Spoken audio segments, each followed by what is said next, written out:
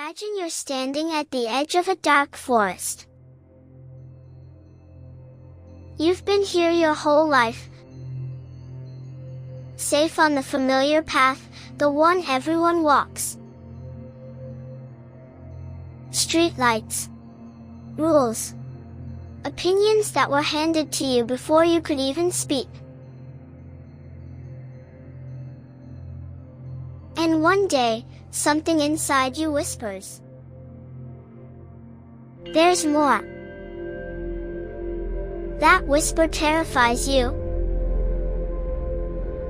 because to follow it, you have to step off the path, into the shadows, where there are no maps, where the ground hurts your feet, where every tree looks like a monster until you get close enough to see it's just a tree, Carl Jung once wrote. The growth of the mind is the widening of the range of consciousness. And each step forward has been a most painful and laborious achievement. Let that sink in. Growth of the mind is not collecting diplomas. It's not reading another self-help book. It's not having the perfect morning routine.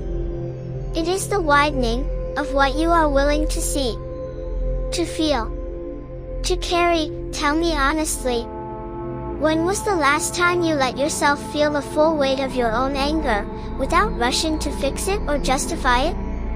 When did you last sit alone with the shame you've been running from since childhood, and actually look it in the eye? When did you admit, out loud, that the version of you everyone likes, might be a mask keeping the real you in prison? That moment. That excruciating moment when the mask cracks. That is the widening. You thought waking up would feel like sunlight and birdsong. It doesn't. It feels like someone ripping duct tape off your soul. It hurts. You bleed certainty. You lose friends who only loved the old story. You grieve the simple life where everything was someone else's fault, and yet, after the bleeding, after the screaming silence, you notice something. You can see farther. Colors you never noticed before now burn your eyes. You hear frequencies in people's voices that tell you who they really are beneath their words. You walk into a room and feel the unsaid things hanging in the air like smoke. You are no longer asleep, but ask yourself this: was it worth it? Was the terror worth the vision? Was the loneliness worth the freedom? Was the crucifixion of your old self worth the resurrection of the real one? Every single person who ever changed the world. Every artist who made you cry. Every lover who finally learned to love. Every parent who broke the cycle. They all stood right here, at this same bloody threshold, crying, shaking, tempted to run back to the path, and they took one more step, into the dark, into themselves, because they understood something you are understanding right now. The pain is not the enemy of growth. The pain is the doorway. So I ask you, not as a guru on a stage, not as some enlightened voice from the internet, but as one human being to another, raw and trembling in the same night. How much longer are you willing to stay small to avoid the ache of becoming who you actually are? How many more years will you spend polishing the mask?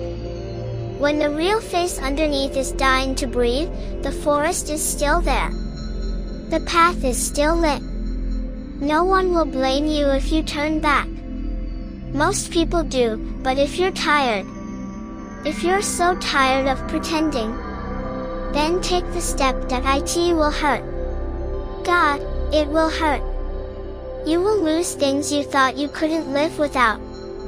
You will meet parts of yourself you were taught to hate, and one day, maybe months, maybe years from now, you will stand in a clearing you earned with every tear. And the light that finally reaches you will not be the tame streetlight of the old path. It will be the sun.